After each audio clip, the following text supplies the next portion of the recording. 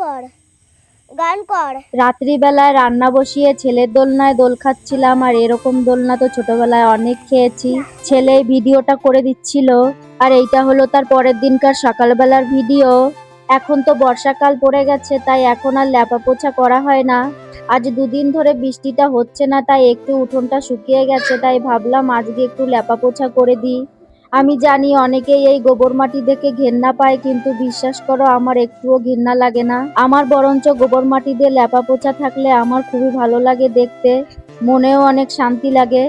ল্যাপা পোছা তো করছি, তা ল্যাপা পোছা করে কোনো লাভ নেই, একটু পরে আবার দেখবো বৃষ্টি হচ্ছে, বৃষ্টি হয়ে সব ধুয়ে মুছে যাবে। এখন কোনো বৃষ্টির ভরসা নেই, এই রোদ উঠছে আর এই বৃষ্টি হচ্ছে। আর ছেলে আজকে এখনো ঘুমাচ্ছে, ওকে এখনো তুলিনি, এই কাজকর্ম সেরে ওকে তুলবো, রেডি করব, আমি নিজে রেডি হব। এখনো অনেক কাজ পড়ে আছে, তাই একটু তাড়াহুড়ো করছি।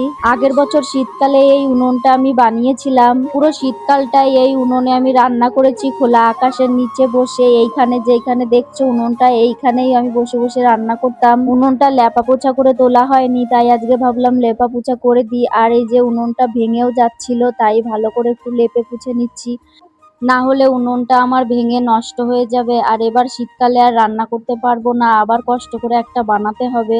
তাই ভাবলাম চলো আজকে উনুনটা একটু লেপা পোছা করে রোদে রেখে দিই, একটু শুকালে পরে তারপরে রেখে দেবো ভালো জায়গায়।